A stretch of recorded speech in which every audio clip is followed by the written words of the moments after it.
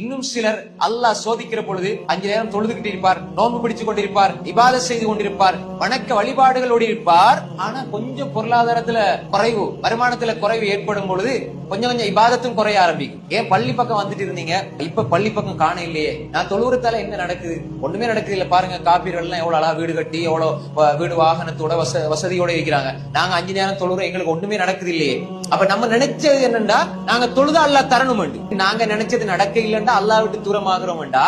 இத போல ஒரு மிகப்பெரிய துர்ப்பாக்கிய நிலை யோசிச்சு பாருங்க. அல்லாஹ் நேசிச்ச முஹம்மது ஸல்லல்லாஹு அலைஹி வஸல்லம் அவர்களோட வாழ்க்கையில அவர்களை போல எவ்வளவு பெரிய சோதனைகள் ஒன்றன் ஒன்றாக சோதிக்கப்பட்டார்கள். அப்ப அவங்க கேட்கலையே, யா அல்லாஹ் என்ன எப்படி சோதிக்கிறியா அல்லாஹ்னு கேட்கவே இல்லை. மௌத்து வரைக்கும் என் வாழ்க்கையில சோதனை இருக்கும், கஷ்டம் இருக்கும் என்பதை உறுதியா நம்பி இருந்தார்கள் ஸல்லல்லாஹு அலைஹி வஸல்லம். அதுதான் ஈமான், அதுதான் உறுதியான நம்பிக்கை. எனவே பொருளாதாரத்தில் அல்லாஹ் தஆலா குறைவை ஏற்படுத்துகிறான்டா, எங்கட நம்பிக்கை இன்னும் அல்லாஹ்வை நோக்கி போகணும்.